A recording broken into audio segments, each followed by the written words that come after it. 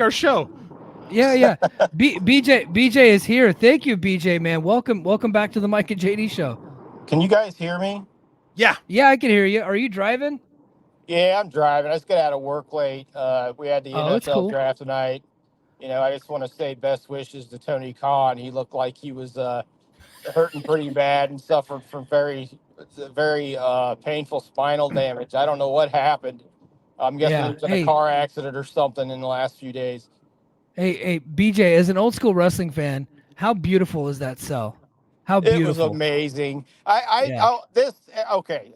I did not like them putting the video on. I thought it was purely out of hate, revenge, whatever.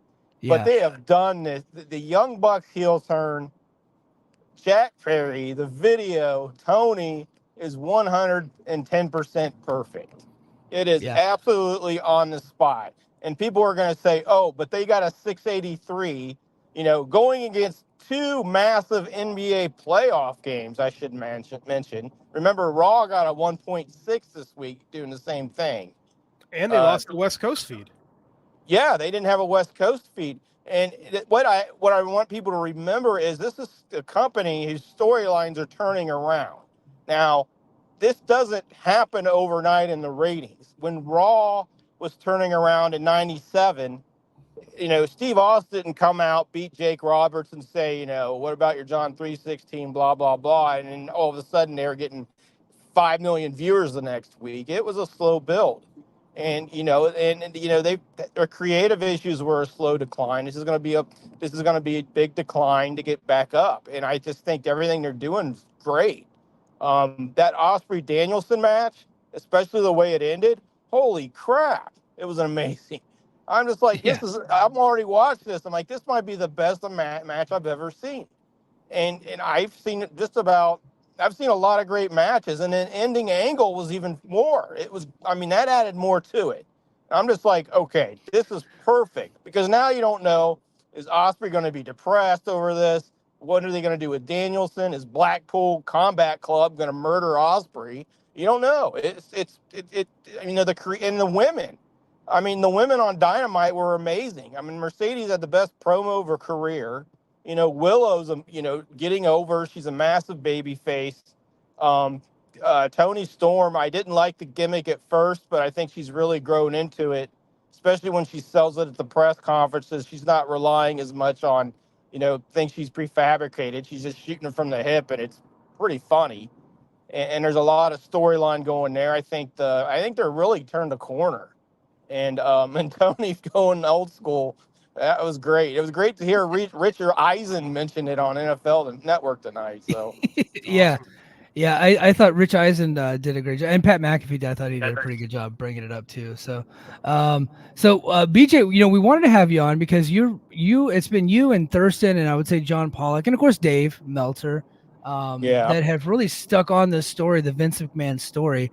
And JD and I were reading the different stories that are out. I pulled up the ones from the Observer, and but I just don't think that we're articulate enough to explain it to our audience exactly what's going on. We're So. dumb. Well, neither am I'll start. I, but Yeah, you're much better than us, sir.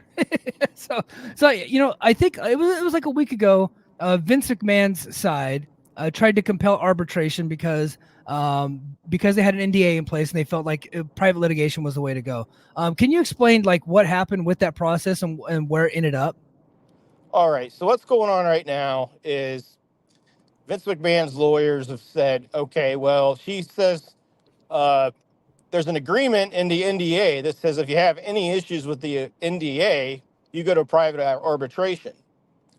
This is something you see in a lot of contracts. It's in handbooks. When you sign your handbook for most of your jobs, it will say if you have a disagreement with the company over anything, you will go to private arbitration.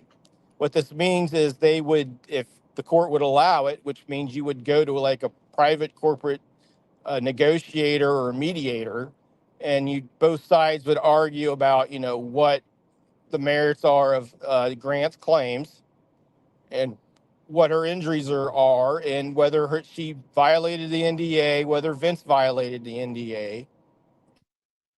And but in my opinion, I think it's pretty clear that I don't know how they will probably have a hearing at some point. There's going to be hearings where they both argue whether they should have the arbitration or not. Sometimes they kick that to arbitration in court, in a civil court, but sometimes the judge takes care of it. But I think this isn't a usual employee arbitration case or NDA arbitration case where it's involving, company secrets. This is like high felony sex crimes. And in that case, and in in federal law, especially the Speaking Out Act, you can't use NDAs to cover this up. So I don't think this has much of a chance of going forward in arbitration. I think this is just a procedural move by the Vince McMahon legal team. They're a very good team. They got a lot, they're huge, very large law firm. They just beat WWE. They represented MLW in that lawsuit. They got them to settle for a great amount, and now MLW's out signing a lot of people, and great for them.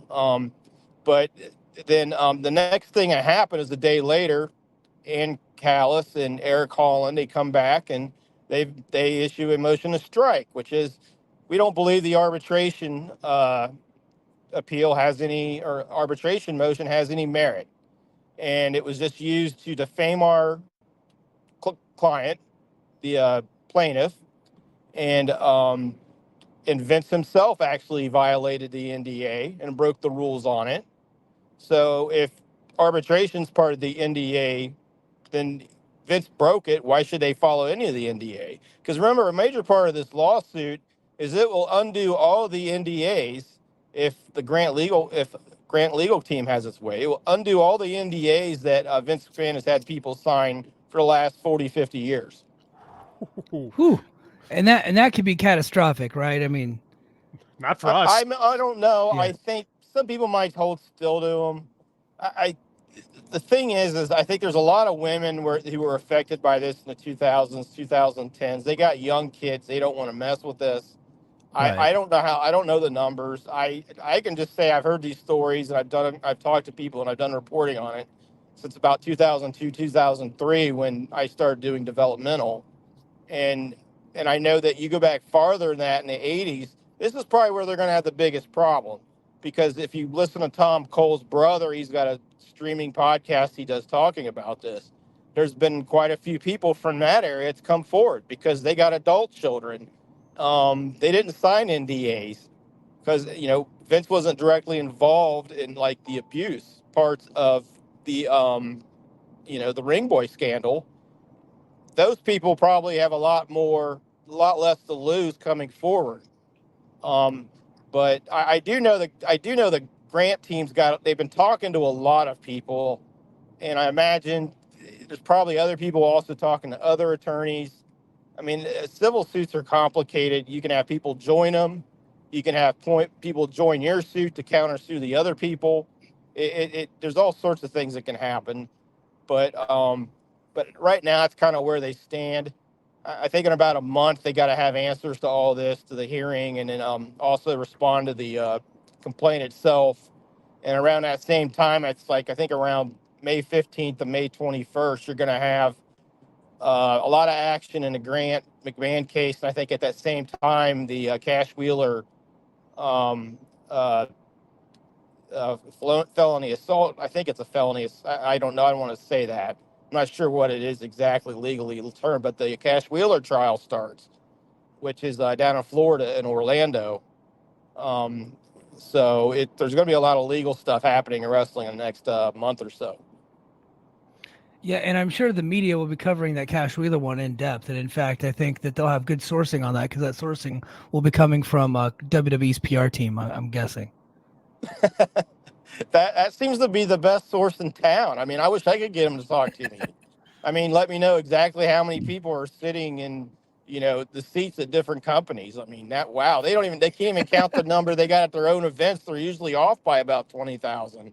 But, Yeah. but they know exactly who's at, Daly's place on a Wednesday night, I will say this is I covered some of the Russia disinformation stuff in 2015.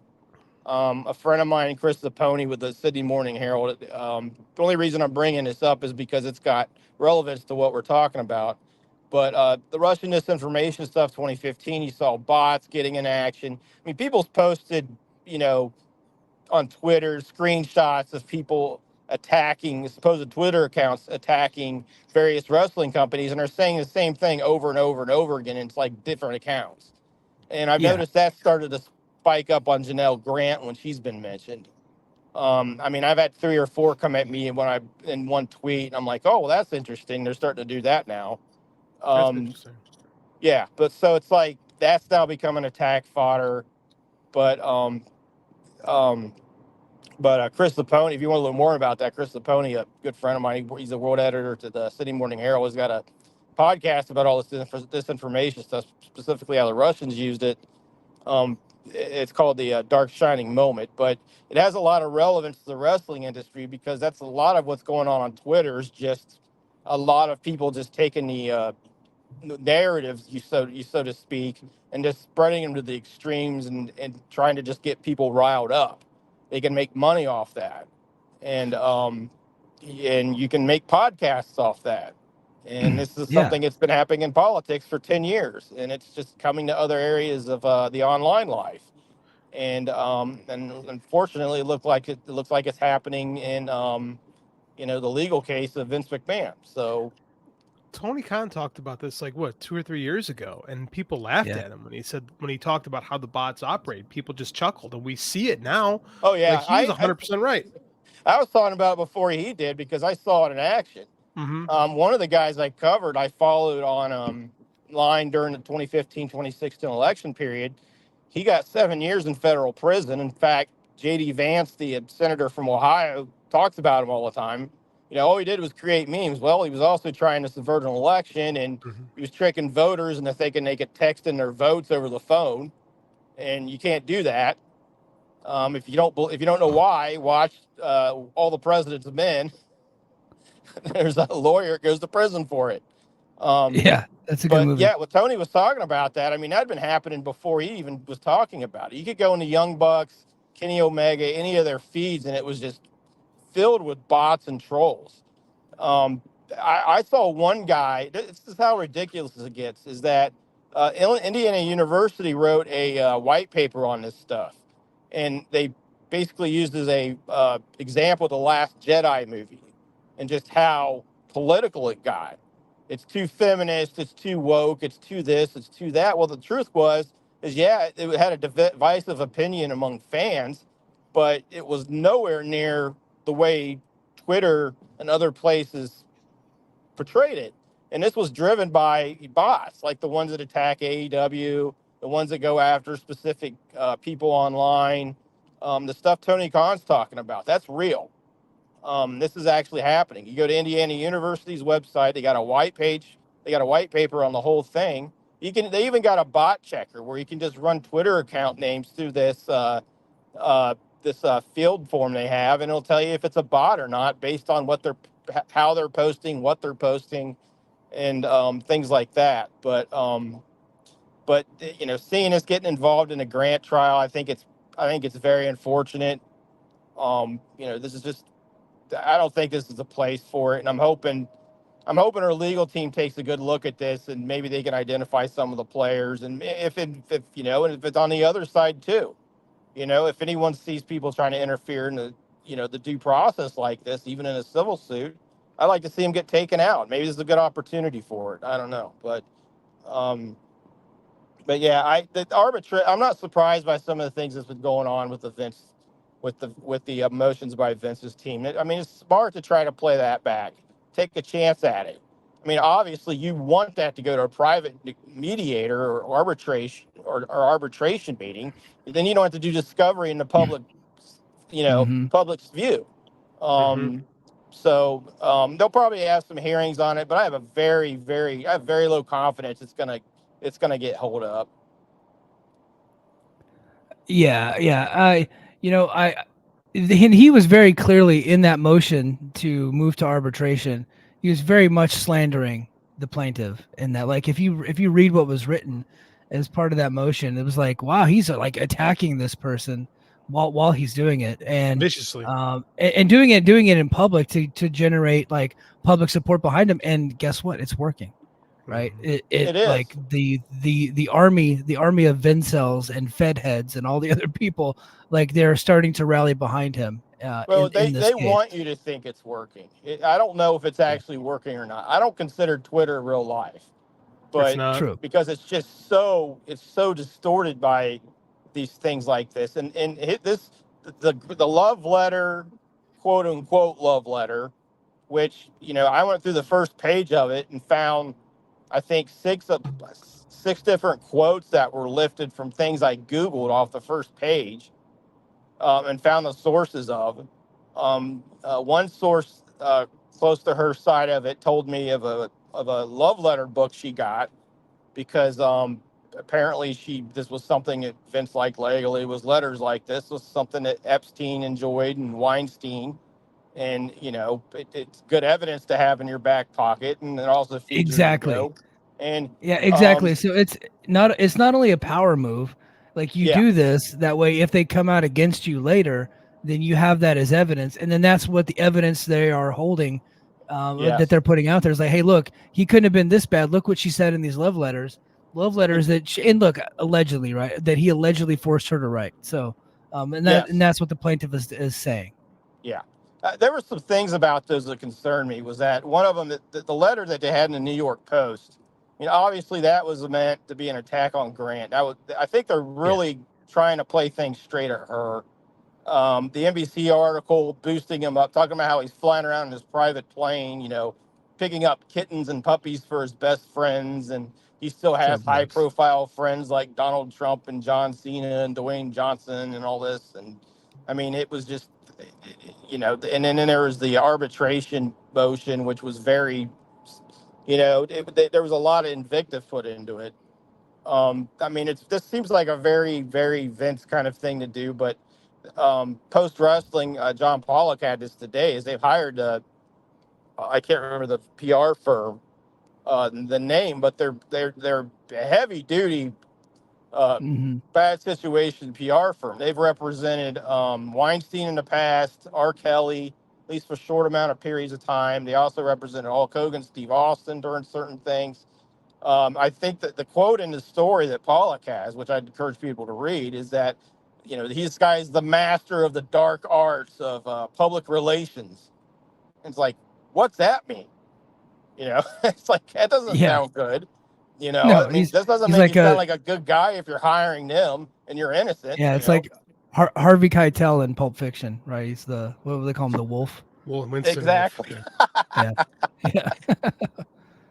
Oh my God. Yeah. But yeah, that PR firm hiring, what didn't surprise me, but yeah, they're going to see a lot of big celebrity clients. I mean, a lot of big. I mean, he's gonna have a lot of big representation. And they're going to be powerful people, and they're going to be tough. But at the end of the day, it comes down to evidence. And in civil court, it's only 51%. It's preponderance. You don't need to have beyond reasonable doubt like you do in a criminal case. And I think that's another thing Vince is concerned about. I would definitely be. Yeah. Um, And I mean, he is preparing himself to be able to unload hundreds of millions of dollars on this case because he has divested himself of all his TKO stock, and he's got tons and tons of cash laying around. Should he have to pay out a big thing, and I think that he's probably prepared to just pay out and get this thing over with. But and Callis is just not letting that happen so far. yeah, I don't think they're looking for a payout. I think they Yeah. want to bring us together as a class action and push it forward. I think there's more to this. I think you can see it in the way Ronda Rousey's spoken out about it. Um, uh, was it Deborah Jazzaway? He was with him in the '90s. Was on a podcast earlier today and had some, talked about issues she had working there in the '90s. Um, but women that seem to be outside of the business and not of the mindset, they tend to really look at these crimes a lot differently than women who are, or these allegations a lot differently than people who are inside of it. And we'll see what happens. But it's going to be a long haul. I mean, the criminal indictment maybe that still hasn't come yet. There's still a grand jury out there. First, they got to indict. They may not indict. They may indict. Usually, they do indict. I think JD said it one night, or maybe it was you, Mike. It's just the saying is a grand jury would indict a ham sandwich. Yeah. And that's the saying. Is just, and it's hard to believe they wouldn't indict based just on the evidence in the Grant complaint, but you never know what's going through a jury's head or a grand jury's head or how it's being presented or what. But yeah, it's going to be interesting. It's going to be a long play. I think if people are expecting a lot of action and anything soon, that they're going to be disappointed. Yeah, absolutely. And we're going to try to stick on with the story. I know other stuff keeps knocking this Vince stuff down the headlines, down towards the bottom of the pages. I don't think it's unfair for that. I mean, this is a court story. It's unfolding it's like a submarine fight in like one of the old Star Trek episodes. It's not exactly like a dog fight in a movie. It's a slow moving. It's like two battleships. It's going to take a while. There's a lot of procedure, and a lot of news will come and go. But I think there's between the reporters out there and myself, I know I'm dedicated to keep following this, and I really like how you guys have paid a lot of attention to it. I think you guys you guys have a lot of credibility, and a lot about wrestling, and you know a lot about the history of it and what this means. I think a lot of people don't have that perception of it. Just what this means for the industry, and I think between everybody that's out there, I think the coverage will be pretty good at end of the day. I wish more people were covering it, but I think that people that are out there doing it are doing a pretty good job. Yeah, I don't know that I need more people. I just want the right people, and it feels like with you and Thurston and Dave and John Pollock and the select few that have taken this on, I think that we got the right people on it. And for the children that are chiming in on social media and writing their vapid, useless stories, you guys can take a back seat when the adults are in the room, asking the hard questions and getting the real stories out there.